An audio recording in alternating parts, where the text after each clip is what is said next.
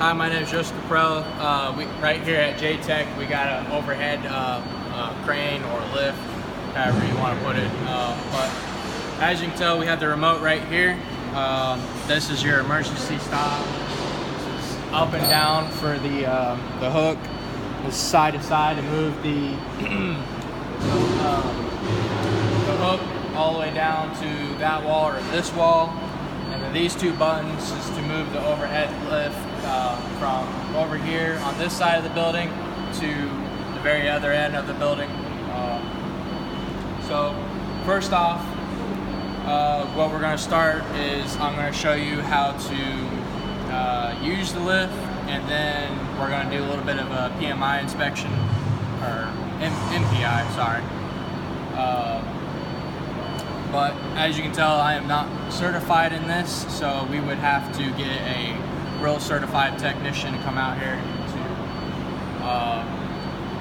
to go over the overhead crane and to actually certify it to make sure that we can use this for picking up any cargo. But anyways, as you can tell, now if you barely press the button, it goes slow. So that could actually be very helpful when you're picking up something that's very heavy and almost. And another way is if you're picking up something, you want to pick it up slow just to make sure you don't snag on anything or make sure you don't break anything, and then that puts you even more money down the hole. But anyways, these two, that side of the wall, this side of the wall.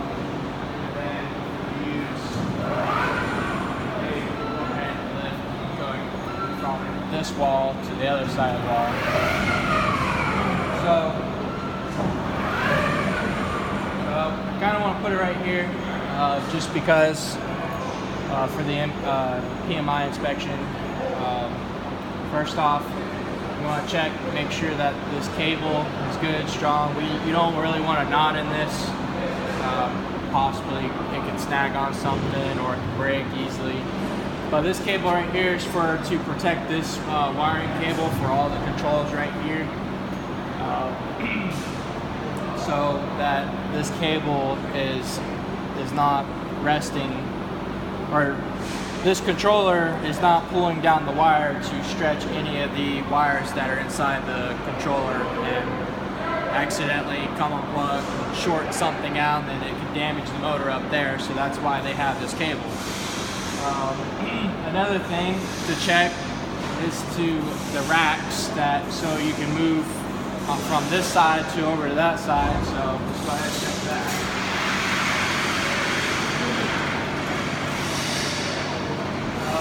None of the wires getting snagged, so that's a good thing.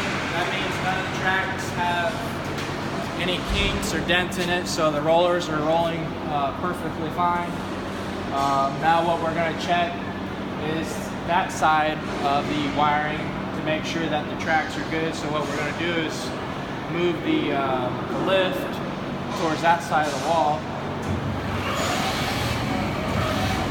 And as you can tell while I'm going up and getting close, up on the roof right there, there's a white wire. You do not want anything hanging down like that, because it can possibly get snagged onto the lift, and whatever you have up there wired will get snatched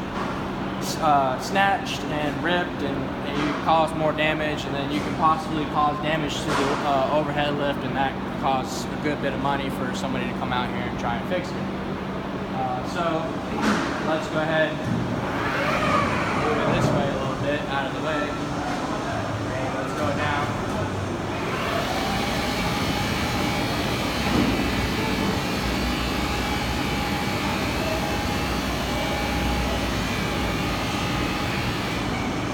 As you can tell right there, that's starting to stretch. So that means that that line has a kink in it, so therefore it's not letting the roller roll through. So we have to take that track down and replace it.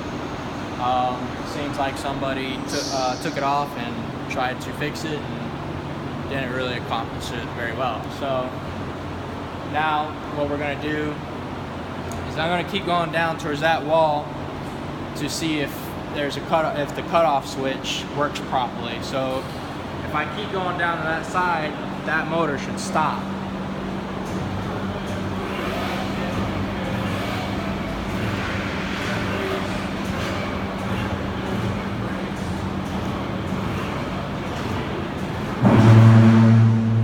And it did not. So that means the cutoff switch is not working properly. So if I went back to this side, it would do the same thing. It would not work because the cutoff switch is not working. So let's bring the crane, overhead crane, over back to here.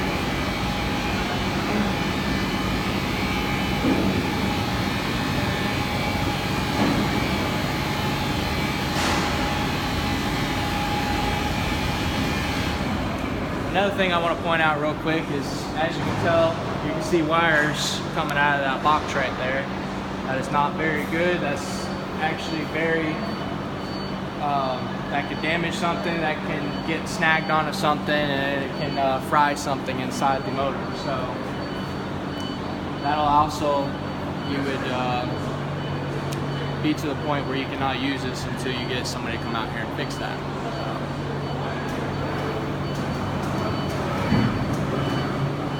Tell the cutoff switch is not working again, so that needs to be repaired. So now what we're going to do is let's bring this back over here. Now the actual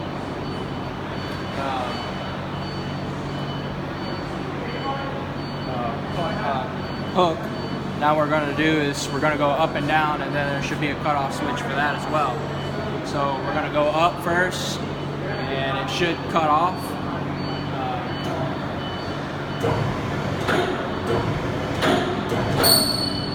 There you go. The cutoff switch for the hook actually stopped, so that means it's working properly. So let's go ahead and start going to the bottom. While we're going and dropping the hook down from the overhead lift, we're going to test this emergency stop.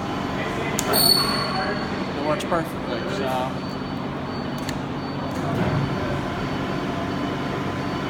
this is going to take a while. So. But while that's going down, you would also check the racks up there for the overhead lift to go from this side to the other side. You do the same thing over there and check on that. Make sure that's fine. And the plate for the last inspection for this overhead crane, you would have to check that as well and make sure that is up to date. If it is not, you need to have a certified overhead crane specialist to come out here and inspect this overhead lift and to allow it to be put back in mobilization.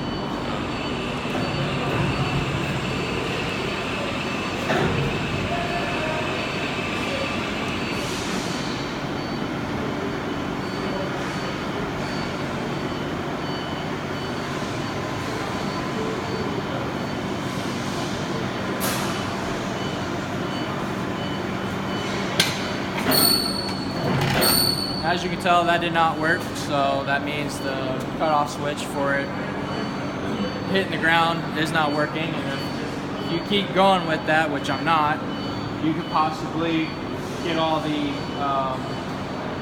cables entwined with each other, and that would cause possible wear on the cables. So, but while you have this down, you'll do a inspection on the cables. Make sure that no brakes or anything like that. Make sure it's got a little bit of lubrication on it, so it runs through the tracks fine instead of getting caught up. You would check your hook, make sure that's fine, make sure it spins. Make sure everything is working properly.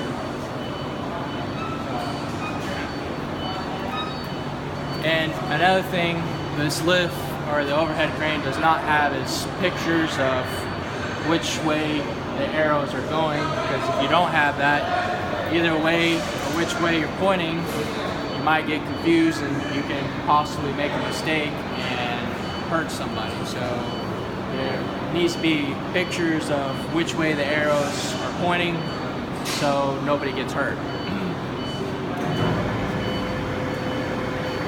And while this is going up,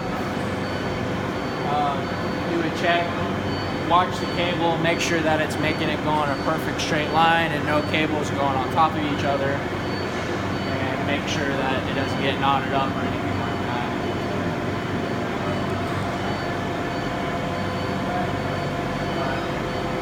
Other than that, I hope you learned something. That's pretty much it.